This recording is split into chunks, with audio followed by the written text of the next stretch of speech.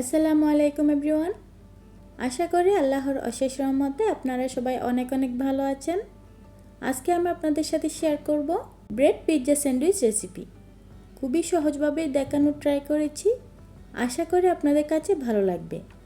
চলুন তাহলে আপনাদের সাথে রেসিপিটা শেয়ার করি। ব্রেড পিৎজা স্যান্ডউইচ বানানোর জন্য এখানে আমি 2 পিস ব্রেড নিয়েছি। এখন এখান থেকে একটা ব্রেড নিয়ে আমি উপরে মেয়োনিজ লাগিয়ে নিচ্ছি।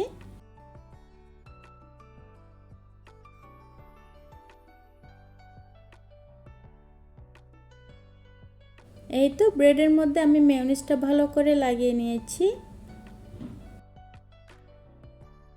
এখন এর উপরে আমি দিয়ে দিচ্ছি ছোট ছোট কিউব করে কেটে রাখা পেঁয়াজ। তারপরে উপরে দিয়ে দিচ্ছি মোজারেলা চিজ।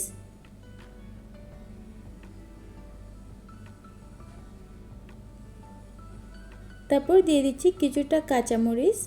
এটা অপশনাল, আপনারা চাইলে নাও দিতে পারেন, এর বদলে আপনারা চিলি ফ্লেক্সও দিতে পারেন। তারপর দিয়ে দিচ্ছি ছোটো ছোটো করে কেটে রাখা টমেটো। আপনাদের হাতের কাছে ক্যাপসিকাম থাকলে আপনারা ক্যাপসিকামও দিতে পারেন। দিয়ে দিচ্ছি সামান্য পরিমাণে গোলমরিচের গুঁড়া। তারপর দিয়ে দিচ্ছি সামান্য পরিমাণে অরিগ্যানো। তারপর দিচ্ছি টমেটো সস, আপনারা এখানে পিৎজা সসও দিতে পারেন।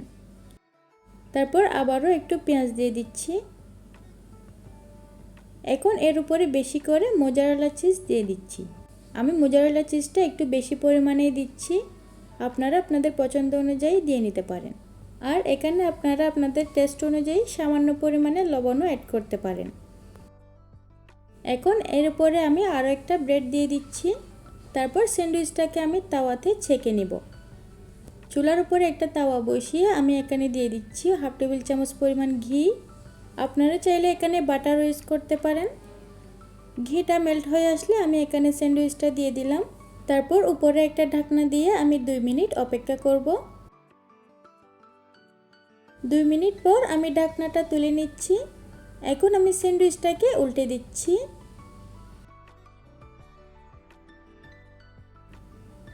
এই তো দেখতে পারতেছেন এই পাশটা খুবই সুন্দরভাবে গোল্ডেন ব্রাউন কালার হয়ে গিয়েছে। তারপর আমি আবারও কিছুটা ঘি দিয়ে দিচ্ছি যাতে অপর পাশটাও খুবই সুন্দরভাবে গোল্ডেন ব্রাউন কালার হয়ে যায়।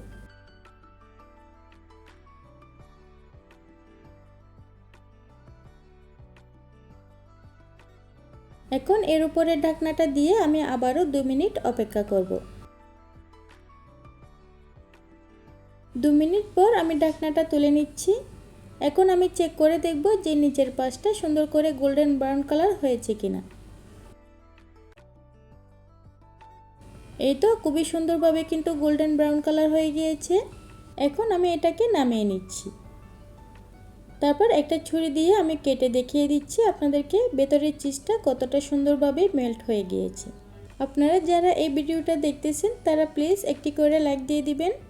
আর যারা আমার চ্যানেলের নতুন দর্শক তারা এরকম আরও সুন্দর সুন্দর রেসিপি পাওয়ার জন্য আমার চ্যানেলটি সাবস্ক্রাইব করে আমার পাশেই থাকবেন। সবাই অনেক বেশি ভালো থাকবেন আর সুস্থ থাকবেন। পরবর্তী রেসিপি দেখার আমন্ত্রণ জানিয়ে আজ এখানেই বিদায় নিচ্ছি। আল্লাহ হাফেজ।